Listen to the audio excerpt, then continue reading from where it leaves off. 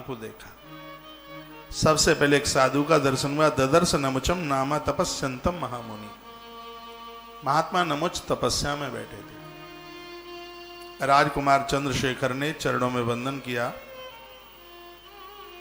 प्रणाम किया। जैसे हमारे मध्य में राजधानी दिल्ली से श्री विनोद जी बिधोलिया आश्रम की संपूर्ण गतिविधियों के साथ आप जुड़े हैं। आपका आगमन हुआ है, बहुत बहुत धन्यवाद। बहुत आदर मान सम्मान।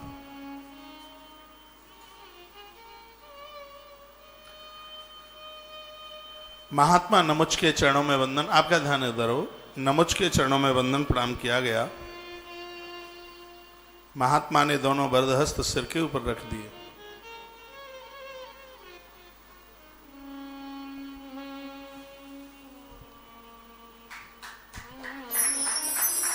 इसका मतलब है सर्दी आने वाली है।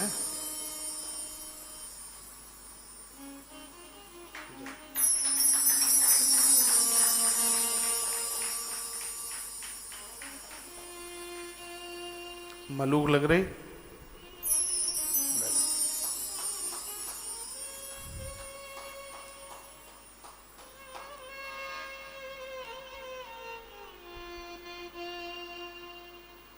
बोलो बांके बिहारी लाल की, हनुमान जी महाराज की जय। देखिए, जिस कथा को मैं आपके बीच में वर्णित कर रहा हूं, कालका पुराण की टॉप कथाओं में से एक है। हाँ, और इसके प्रभाव में लिखा है कि कालका पुराण में यदि इस कथा को सुन लिया जाए और बीच में कोई कथा छूट भी जाती है तो भी संपूर्ण कालका पुराण की कथा सुनने का सौभाग्य प्राप्त होता है। इसलिए इस चरित्र को जरूर सुन लीजिएगा। नमुच महात्मा ने सिर के ऊपर दोनों हाथ रखे और कहा, पुत्र परिचय बताइए, कौन हो तुम? तो जवाब दिया कि मेरे पिताजी का नाम पुख्य है, मैं उनका पुत्र हूं, मेरा नाम चंद्रशेखर है। 2 वर्ष हो गए हैं पिताजी को घर से आए। हे गुरुदेव, मैं देखने को निकल पड़ा कि पिताजी को माताजी को कहीं कोई कष्ट तो नहीं है। महात्मा नमुच ने कहा, जिस घर में पुत्र तुम जैसे पुत्रों का जन्म होता है, विधाता ब्रह्मा भी प्रसन्न होता है कि मैंने धरती पर किसी अच्छी कृति का सृजन किया है, निर्माण किया है, वो भी खुश होते हैं। बेटा, तुम्हारे माता पिता अति प्रसन्न हैं, नदी के किनारे तपश्चर्या में लगे हैं। स्वयं देवता उनसे मिलने को आते हैं, स्वयं मां लक्ष्मी उन्हें भोजन परोसने को आती है। तुम्हारे माता पिता इतने बड़भागे, इतने भाग्यशाली हैं। जो माता पिता तुम जैसी संतान को जन्म दे दें, उनकी मृत्यु कभी बिगड़ नहीं सकती। ओहो, कमाल की बात कही है। अब आप विचार करें कि इस कार्य में, अच्छे बच्चों को जन्म देने में,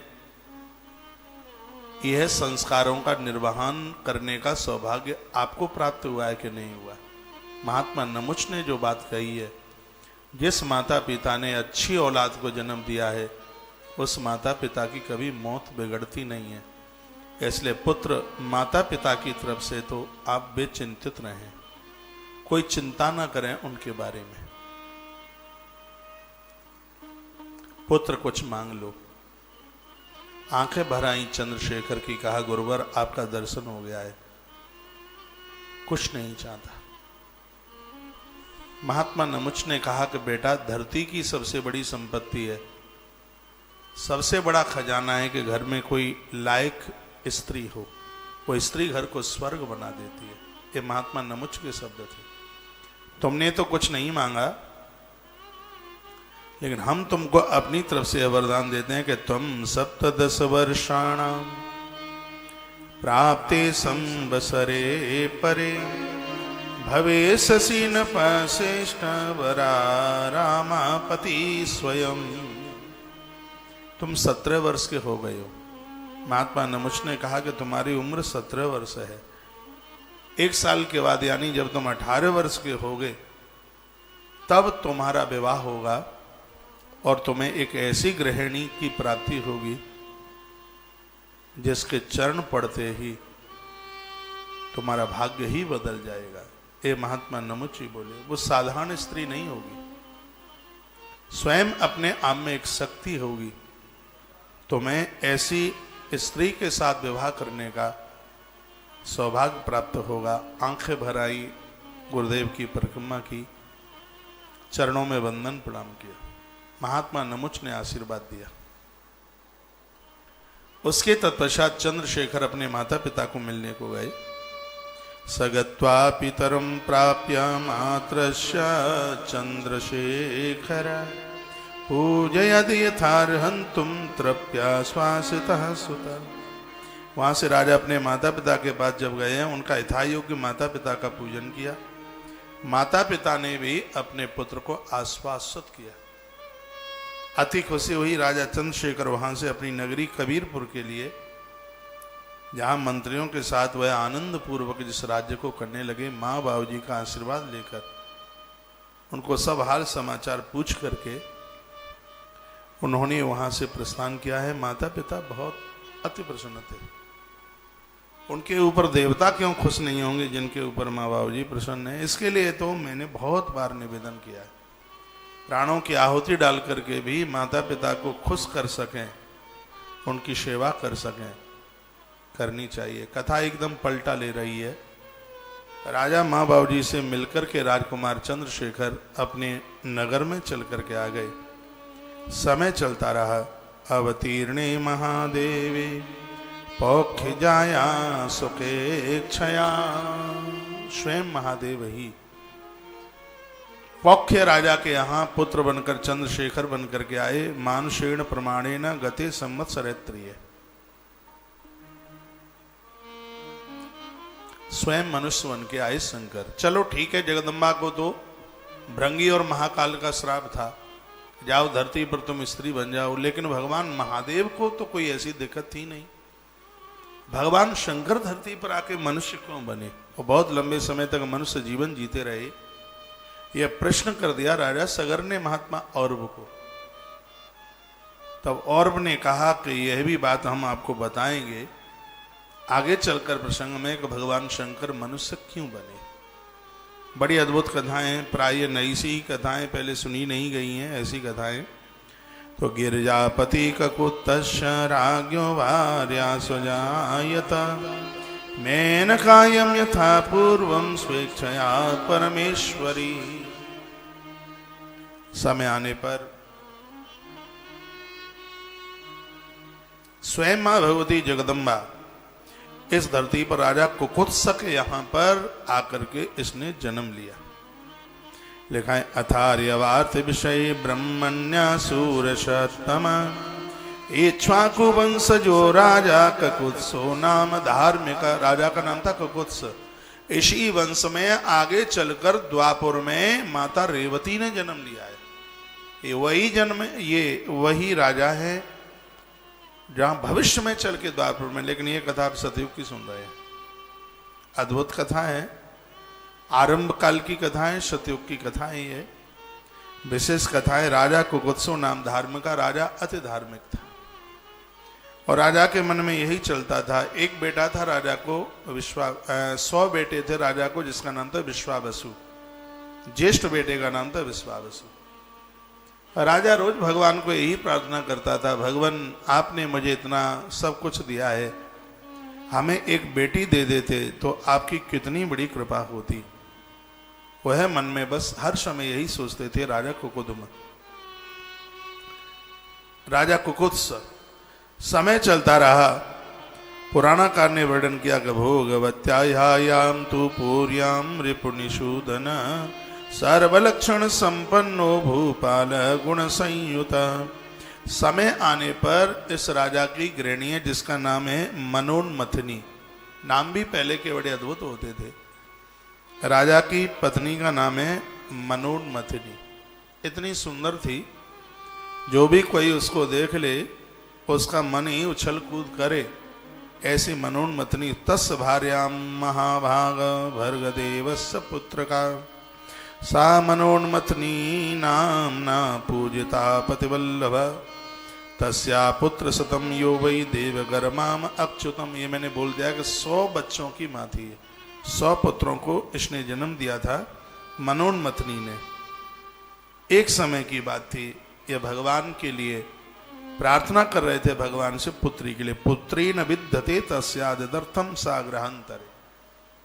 रानी और राजा ने अन्न छोड़ दिया एक बेटी के लिए। आज तो 4 फुल्का ज्यादा खाएंगे बेटी न होगी तो, सोचेंगे ये बड़ी कृपा करी है, नहीं तो कहीं माथा रगड़ना पड़ता, ये बड़ा बढ़िया कर दिया है।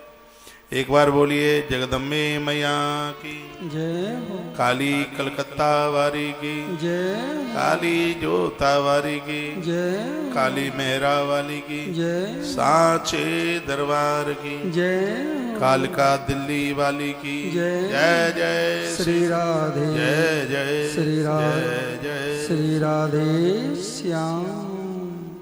तो पुत्री न विद्यते तस्यादत्तम सा ग्रहांतर। जब घर में पुत्री नहीं थी, बेटी नहीं थी, तो राजा रानी बड़े दुखित होने लगे, बहुत परेशान थे। तो पूज्यमाना महादेवी चंडिका राजभार्यया। नवरात्र का समय था, माँ काली के मंदिर में पूजा की थी। ये माँ काली जो आप टेलीविजन पर देख रहे हैं, माँ की पीछे बड़ी सुंदर तस्वीर लगी है, इसी मां परम्बा का बंधन पूजन किया। पूरा नवरात्रा किया गया, बहुत आनंद के साथ। आंख में आंसू थे, राजा रानी की आंख में आंसू थे। कुछ खाया पिया नहीं था, बस यही इच्छा थी, मां कृपा कर दो, आपने 100 पुत्र दिए हैं, हमें एक बेटी की कामना है, इच्छा है, हमें एक बेटी दे दो, हमें एक पुत्री दे दो। प्रसन्ना सा त्रिवर्षस्पाम स्वप्ने चावरही देता। एक दिन मां भगवती जगदम्बा स्वप्न में चल के आ गई, महाकाली देवी स्वप्न में आ गई। स्वप्न में आई मैया और कहा कि यो सलक्षण संपन्ना सार्वभौम शवासिनी नक्षत्रमालया युक्त पुत्री तब भविष्यति। हे देवी, तुमने अपने पति के सहित एक कन्या प्राप्ति के लिए जो मेरा नवरात्रा से जो तुमने पूजन आरंभ किया, उस पूजा को आज 3 वर्ष पूरी हो रही है। याद रखिए, 3 साल, 6 साल और 12 साल में बड़े से बड़ा अनुष्ठान, बड़े से बड़ा अनुष्ठान सिद्ध हो जाता है। अनुष्ठान के लिए 7 दिन से लेकर के 12 वर्ष तक के अनुष्ठानों का वर्णन हमारे वेदों में किया है। 7 दिन से लेकर के 12 वर्ष तक के उन अनुष्ठानों का। तो मां परम्बा महाकाली ने कहा, देवी तुमने जो 3 वर्ष की जो पूजा की है, नवरात्रा से आरंभ की, मैं उससे इतनी गदगद हूं, इतनी प्रसन्न हूं कि तुम्हारे यहां बड़ी सुलक्षणा बेटी का जन्म होगा। ऐसी बेटी चल करके आएगी, अद्भुत बेटिया चल के आएगी। पार्वती स्वयं तस्या गर्भे काले विवेश्वा। स्वयं जगदम्बा भगवती स्वयं तुम्हारे गर्भ में आएगी। सा मनोन्मथनी देवी ऋतु देवी प्रवर्ते ऋतु संगमे। समय आने पर मां तो कह करके चली गई, लेकिन बाद में सब अचेतन हो गया। वो मनोन्मथनी देवी सब कुछ भूल भाल गई। पुराणाकार लिखते हैं कि गर्भे ददौ महास्वभम चंद्र केवाम अमृतोत्करम। जब गर्भ में कोई संतान चल करके आई है तो ऐसा लग रहा था कि इस घर में अमृत की गंगा आके प्रकट हो गई। इतना वातावरण अच्छा लग रहा था। और जब घर में नारी के गर्भ में कोई संतान आवे, आप जमीन खरीद रहे हैं, मकान बन रहा है, पूजा पाठ बढ़ रहा है, तीर्थ यात्रा हो रही है, तो समझ लीजिए कोई शुभ संतान उस गर्भ में आके बैठी है। कोई पूर्व का कोई बहुत बड़ा तपस्वी चल के आ रहा है जो आपके घर का एक नवीन मेहमान बनने को जा रहा है, वो पता चल जाता है।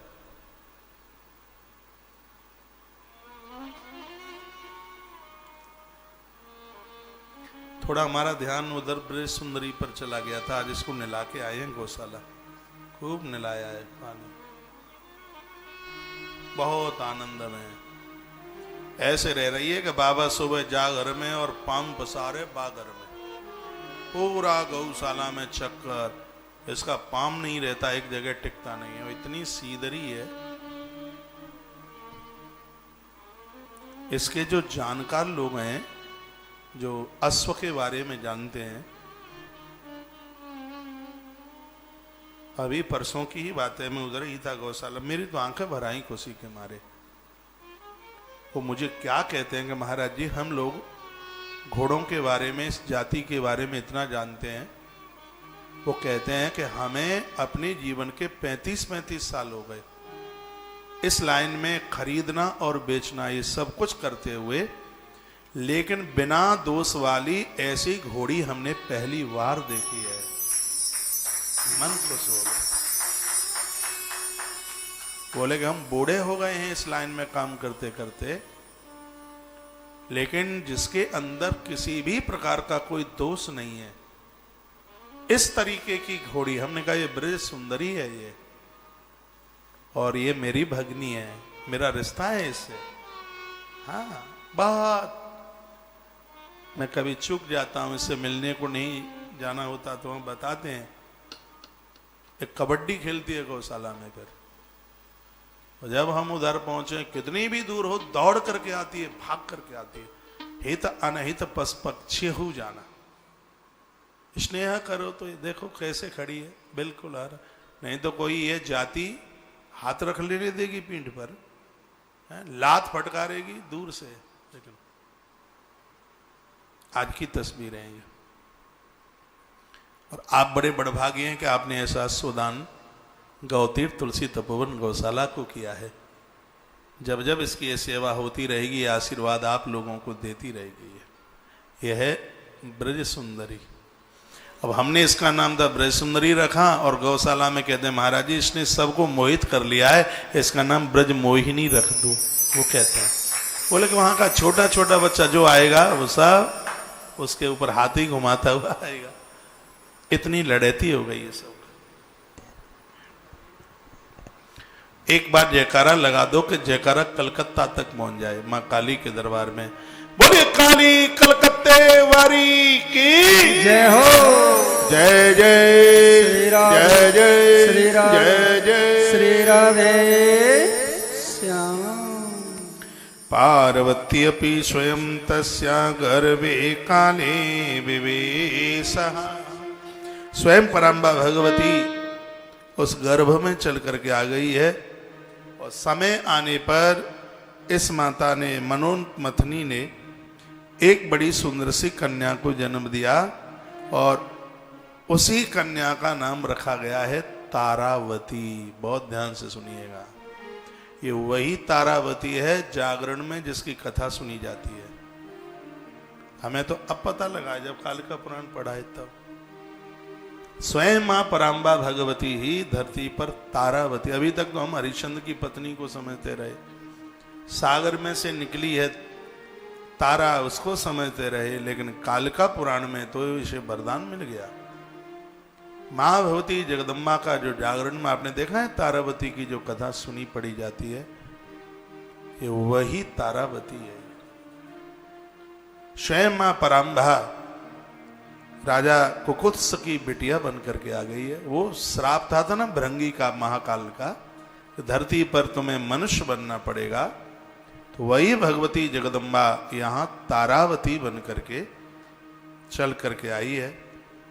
साश्रिया सुण्यति बाल क्रमेण सावाल्य व्यतीता वरवर्णिनी मंजलो यौवनोद्वेदम प्राप श्रीर्भमाधवे।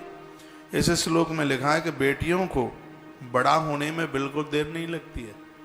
अभी तो लगता है अभी छोटी है, बिल्कुल छोटी है, देख लेंगे घर भर अभी क्या है, छोटी है, लेकिन छोटी में से वो कितनी जल्दी सयानी हो जाती है पता भी नहीं लगता। तारावती देखते देखते तो छोटी थी, लेकिन कब सयानी हो गई पता भी नहीं लगा। सहजे नाथ हारेण भूषिता तो ककुत्स्तजा बब्रदे मंदिरे तस्या वर्षास्तव सुरापगा।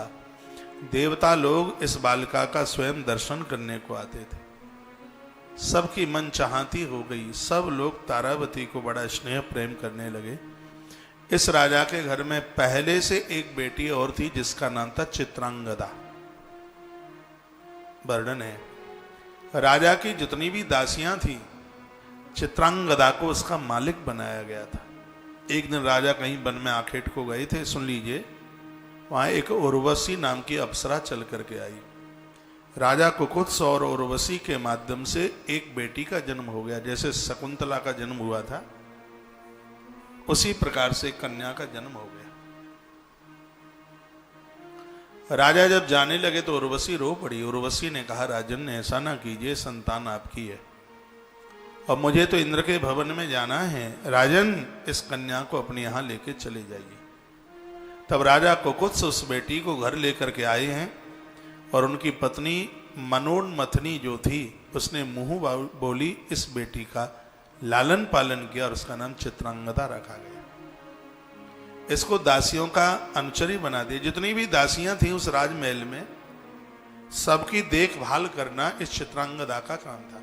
मैं कथा कालिका पुराण की भले ही पहली बार कर रहा हूं, लेकिन यदि ठीक से सुन लिया जाएगा तो आनंद बहुत आएगा कथा में।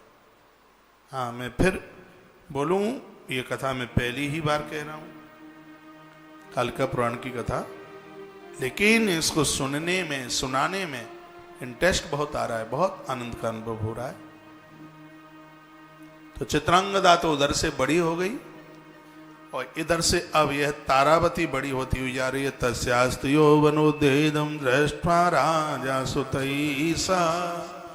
राजा ने अपनी सयानी बेटी को देखा तो ये चिंता हो गई राजा को कि बेटी बड़ी हो रही है, अब तो बेटी का स्वयंवर कर देना चाहिए, बेटी का विवाह कर देना चाहिए। ये कालिका पुराण के माध्यम से संसार के माता पिता के लिए संबोधन है। बच्चे बड़े हो जाएं, वो अपने मुंह से थोड़े ही बोलेंगे कि हमारा विवाह कर दो। ये तो पूर्व से आपको ही देखना है। कोई काम समय से हो तो ही ज्यादा ठीक है। आज बच्चे 40-40 साल के हो जाते हैं। ये बहुत बड़ी, इस समय वर्तमान समय में इतनी बड़ी दिक्कत है कि वर वधू नहीं मिल पा रहे हैं। बच्चे इतने सयाने हो गए, बड़े बड़े बच्चे हो गए हैं, बेटियां भी और बेटे भी। मिल नहीं पा रहा है, घर भर नहीं मिल रहा, बेटे के लिए वधू नहीं मिल रही है। बच्चे इतने पड़ जाते हैं, इतने योग्य हो जाते हैं, फिर उनके उस मुताबिक, उस हिसाब से नहीं मिल पाता है घर भर। नहीं तो हमारे वेदों के अनुसार लास्ट 25 साल, लास्ट है 25, तो पहले समय में तो बहुत जल्दी विवाह होते थे। आज के टाइम में भी तो देखा जाए तो लास्ट बिफोर 25 ईयर्स, 25 से पहले ही बच्चों का विवाह हो जाए, क्योंकि 25 से तो उसकी गृहस्थ आश्रम की सीढ़ी आरंभ हो जाती है। तो पिताजी को तो बड़ी चिंता हो गई। माधवे माश संप्राप्ते चंद्रवृद्धो सुवेदिनी स्वयंवर सभां चक्रे तारावत्यां पिता सुतई। माधव मास जानते हैं? माधव मास नहीं जानते? माधव मास कहते हैं बैसाख मास को। इस ग्रंथ में लिखा है कि बैसाख के महीने का विवाह बच्चों के विवाह के लिए बड़ा शुभ माना गया। इस ग्रंथ में लिखा है कालिका पुराण में। पहले पता नहीं था, पहले पता होता तो हम जरूर बोल देते आपको। पहले पता ही नहीं था तो बोलते कहां से। बैसाख का जो महीना है, और देखो लिखने लायक बात है, पर मुझे पता है आप नहीं लिखेंगे। हाँ, नहीं लिखेंगे, बाद में पूछेंगे जरूर टेलीफोन करके। लिखा है माधवे मास संप्राप्ते चंद्रवृद्धो सुवेदिनी स्वयंवर सभां चक्रे तारावत्या पिता सुतई। माधवे मास है, माधव मास यानी वैशाख मास विवाह के लिए बड़ा शुभ बताया गया। तो तारावती के भाइयों ने अपने पिता से यह कहा कि बहन के लिए कोई स्वयंवर की तैयारी की जाए। बहुत बड़ा स्वयंवर रखा गया। वार्तिकास्तुम बहून राजा बड़वा विक्रमई लकई। बहुत दूर दूर से बड़े बड़े राजे वहां पर चल करके आए, बहुत राजा चल करके आए। यह समाचार पौख्य राजा का पुत्र चंद्रशेखर को भी सूचना मिल गई। कौन सा चंद्रशेखर, जिनकी कथा अभी आप सुन ही रहे थे, उस राजकुमार को भी यह सूचना मिली। तो लिखा है कि तम श्रद्धा पोखया तनया चतुरंग बलयुता, चतुरंगड़ी सेना से जाता हुआ अश्व पर आरूढ़ होता हुआ राजकुमार यह भी स्वयंवर सभा मध्य था, योग्यम उपस्थित था। जैसे उसने प्रवेश किया उस सभा मंडप में, ऐसा लग रहा था कि वहां पर चंद्रमा प्रकट हो गए हैं, क्योंकि देवताओं में चंद्रमा बहुत सुंदर है। इसलिए तो दक्ष ने अपनी 27 कन्या एक ही वर के लिए ब्याह दी, चंद्रमा बहुत सुंदर थे। तो ऐसा लग रहा था कि साक्षात चंद्रमा ही प्रकट हो गए हों। जितने राजा थे सब अपने सौंदर्यता से कांतिहीन हो गए जब राजा चंद्रशेखर का वहां आना हुआ। राजाओं के लिए स्थान बने हुए थे बैठने के लिए, और एक ही दिव्य स्थान पर राजकुमार चंद्रशेखर भी आके वहां विराजित हो गए। स्वयंवर का समय आ रहा था, तब तारावती ने अपनी एक वृद्ध, व्यवस्था को देखने वाली एक वृद्धा स्त्री थी, और मैंने बहुत बार निवेदन किया है कि आजकल के बच्चे भटकेंगे नहीं यदि वृद्धों से ज्ञान लेते रहेंगे। तो उसने अपनी सहेलियों से ये बात नहीं कही, तारावती ने एक वृद्धा से बात कही जो बिल्कुल बूढ़ी थी, जर्जर थी। उस वृद्धा से कहा, मां एक बार आप इस सभा मंडप में जाइए, तुम्हारा अनुभव है, क्योंकि ये इच्छा स्वयंवर है। इसमें यह कहा गया है कि राजकुमारी के लिए छूट है, उसको जो वर पसंद आवे उसके गले में माला डाल दे।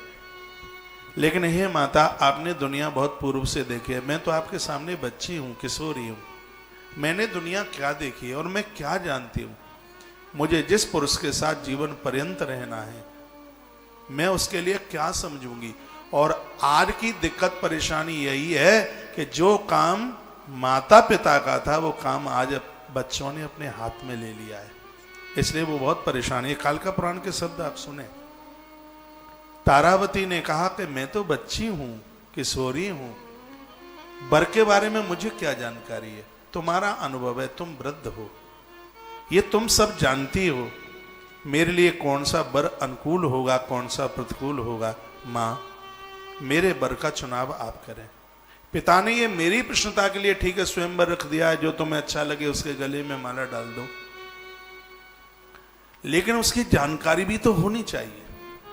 तो मैं तो इसमें कुछ जानती नहीं हूं।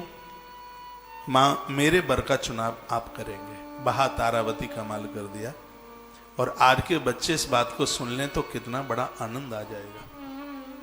आज के बच्चे सब कुछ करें, लेकिन वर वधू का चुनाव स्वयं नहीं, और वधू वर का चुनाव स्वयं नहीं।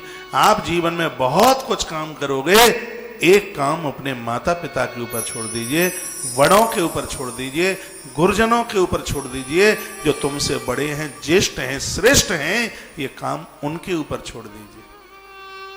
ईश्वर ने तुम्हारी तकदीर में ठीक लिखा है, उसको कोई बुरा कर ही नहीं पाएगा। एक काम उनके ऊपर छोड़ दे, ये कार्य उनका है। मेरे सामने ये माताएं बहनें बैठी हैं, आपके संबंध आपके मन मुताबिक नहीं हुए होंगे, आपके संबंध आपके दादाजी ने किए होंगे, पिताजी ने किए होंगे, ताऊ जी ने किए होंगे, चाचा जी ने किए होंगे। ऐसा तो नहीं हुआ होगा कि वर खोजने के लिए और आप चल पड़े हों, या पुरुष लोग वधू खोजने के लिए स्वयं चल पड़े हों। मेरी तो मां तो नहीं खोजने को गई थी मेरे पिता को, ना मेरा पिता गया मेरी मां को खोजने के लिए। मेरी माता को तो यह भी नहीं पता था कि आने वाले समय में जो मेरा पति बनने वाला है, पे गोरा है कि कारा है, पढ़ा है कि लिखा है कि निरक्षर है, योग्य, उसको कुछ भी नहीं पता।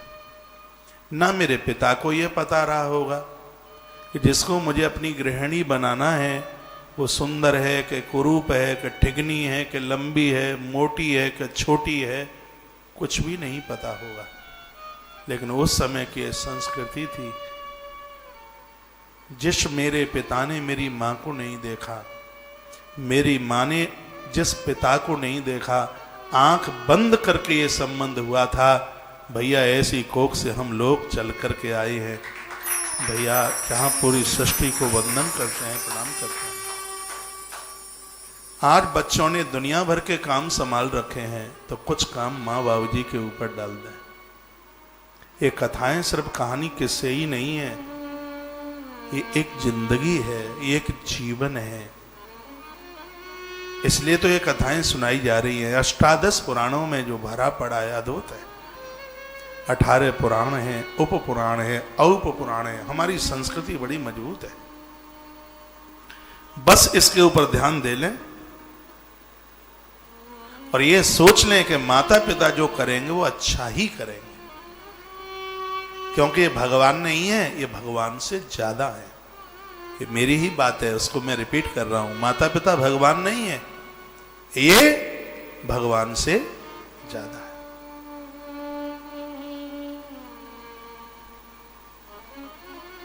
पता नहीं आप भूखे सो जाते होंगे, उसको कितनी चिंता होती होगी, वो जाने। आप भूखे सोते हैं, माता पिता को बड़ी चिंता होती। ईश्वर से भी सर्वोच्च माता पिता को मानो। क्या सुंदर यहां बात लिखी है। राजकुमारी तारावती की आंखें भर आईं और उस वृद्धा को कहने लगी कि हे मेरी मां, वृद्धाम धात्री निजाम सम्यक संपूर्ण ज्ञान शालिनी। मां, आप वृद्ध हैं, संपूर्ण ज्ञान है आपके पास। मेरे लिए कौन सा वर उचित है और कौन सा अनुचित है, संपूर्ण ज्ञान है आपके पास। और मां, मैं आपसे प्रार्थना करती हूं, मेरे वर का आप चुनाव करेंगे। तारावती ने उस वृद्धा को कहा। वृद्धा इतना सम्मान पाकर फुपक फुपक करके रो पड़ी। वो इस परिवार की कोई नौकरानी थी, लंबे समय से यहां काम करती थी। और पहले का समय यह था, नौकर लोगों को, काम करने वाले लोगों को भी इतने सुंदर संबोधन के साथ उन्हें भी चाची, चाचा, काका, काकी ये शब्द बोल के आज तो खास मामा से मामा कहने में दिक्कत है, आज तो सगे चाचा से चाचा कहने में दिक्कत है। आज की तो बात छोड़ो को क्या से क्या हुआ है।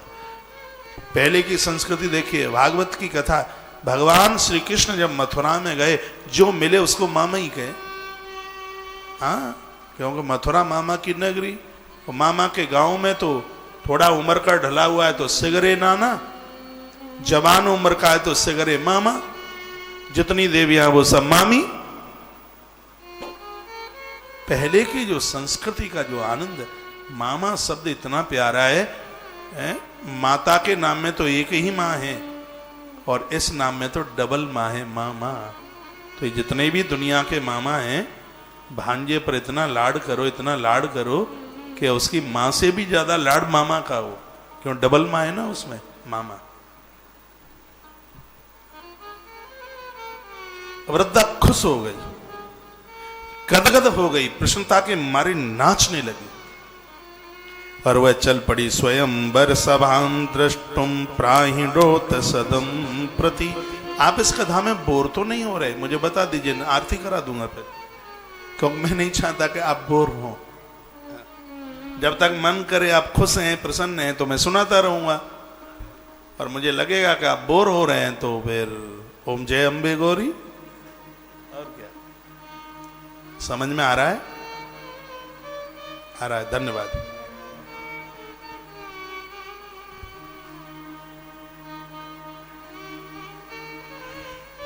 स्वयंवर सभां द्रष्टुम प्रायणोत सदशं प्रति। उवाच च तदा धात्रीं राजपुत्री समंगलां। स्वयंवर सभां गत्वा चारुरूपं सुलक्षणा। जैसे उस वृद्धा ने स्वयंवर में अपना पाम रखा, तो उसमें उसको एक विशेष 4 लोग दिखाई दिए।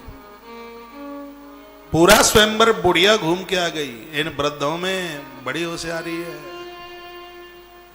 कहाँ बैठे हो, कहाँ किससे बात कर रहे हो, इनकी निगाहें पूरी है। हाँ, चश्मा जरूर लग गया है लेकिन देख सब कुछ लेते हैं तुम्हें, इनकी निगाह से नहीं बच पाओगे। चश्मा इसीलिए लगाए कि सब कुछ देख लें, सब जानती हैं, सब देख लेती हैं, वो सब पता। तो उसने तो देख लिया, 4 बैठे थे वहां।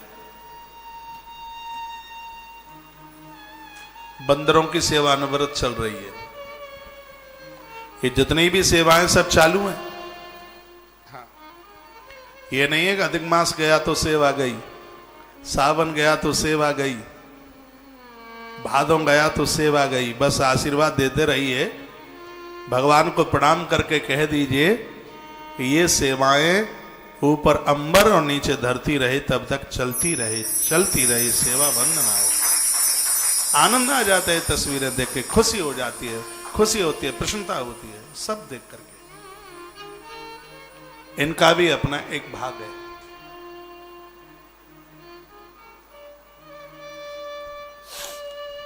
वो देख करके आ गई, चारों को दिखाई, वापस आई।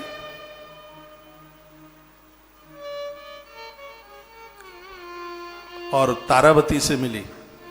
तारावती ने देखा, कहा कि तुम मातर मम कल्याणम सौभाग्याम पिबाक्षसी यथा सौभागद स्वामी मम स्यात् तुम तथा कुरु। हे मेरी माँ, मैंने तुम्हारी कोख से जन्म नहीं लिया, तुम मेरे लिए माँ की ही तरह हैं।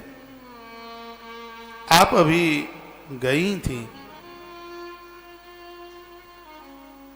तो क्या हुआ? बुढ़िया ने कहा, मैं इतनी प्रसन्न हूं बेटी, पहले चल कालका मंदिर चलते हैं। सो वह वृद्धा तारावती को लेकर कालका मंदिर पहुंची। लिखा है यहाँ, तत्र प्रयाण महाभागा शुभा तारावती तथा तत्र गत्वा महादेवी प्रणम्य कालका वहाम, शब्द लिखा है। मैंने पूर्व में भी निवेदन किया है, आज भी कर रहा हूं और आगे भी करता रहूंगा। मां भगवती जगदम्बा की कृपा से बेटियों को अच्छा घर और वर प्राप्त होता है।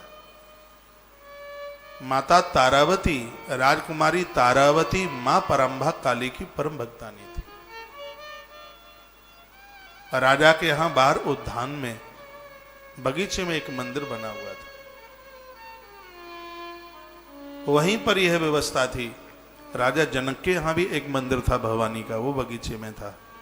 यह भी एक बाहर के बगीचे में ही था, क्योंकि प्राण प्रतिष्ठित जो मंदिर हैं घर से बाहर ही होने चाहिए, हमने वास्तु विज्ञान में बोला है। तो उस मंदिर में जाकर के पहुंचना हुआ है, प्रणाम किया, वंदन किया। मां भाग्यवती तारावती ने मां काली के मंदिर में जाके घुटना टेक करके वंदन किया, प्रणाम किया। मानुषेणात भावेन तम ज्ञात्मात्मानमात्मन प्रणनाम महाशक्त्या वाक्यम नेदुवाच। मनुष्य भावाक्षण होने के कारण तारावती ने अपना यथार्थ ज्ञान, वो खुद उमा है, भवानी है, इस बात का ध्यान नहीं था, क्योंकि मनुष्य बन के आई है इसलिए। राम जी भी धरती पर परमात्मा, कृष्ण परमात्मा। यदि इनको ये सब भान हो जाता कि हम ही ईश्वर हैं, तो इस धरती की प्रजा को फिर वो आनंद नहीं दे पाते। इसलिए ईश्वर की बड़ी लीला है। ईश्वर होते हुए भी मृत्यु लोक का ऐसा प्रभाव है, जो यहाँ ईश्वर बन करके भी आए तो भी उन्हें ईश्वर बनने का अनुभव नहीं रहा। महात्मा लोग बड़े तपस्वी होते हैं, ईश्वर ने बड़ी कृपा की है, उनको वो अनुभव ही नहीं भगवान होने देता कि तुम ही परमात्मा की तरह धरती पर आ गए। नहीं तो वो उसका ईश्वरत्व वाला जो ध्यान है उसको उसके दिव्य मार्ग से अलग कर देगा। यहां बड़ी सुंदर बात कही है और ये मुझे बहुत अच्छी लगी है। इसमें लिखा है कि सामे प्रसिद्ध, ये ईश्वरीय होने के बाद भी, स्वयं भगवती अम्बा होने के बाद भी, मानुषेणात भावेन तम ज्ञात्पात्म आत्मना, मनुष्य रूप में आने की वजह से माता तारावती को यह ध्यान ही नहीं था कि मैं खुद ही उमा हूं, मैं खुद ही भवानी हूं। उसको इस बात का आभास नहीं हो रहा था। उन्होंने मां चंडिका को बंदन प्रणाम किया और कहा, हे जगन्मयी, हे मात शक्ति, हम आपको प्रणाम करते हैं। हे मां भक्तवत्सला काली, आप मुझ पर प्रसन्न हो जाएं। बिल्कुल वही स्तुति है।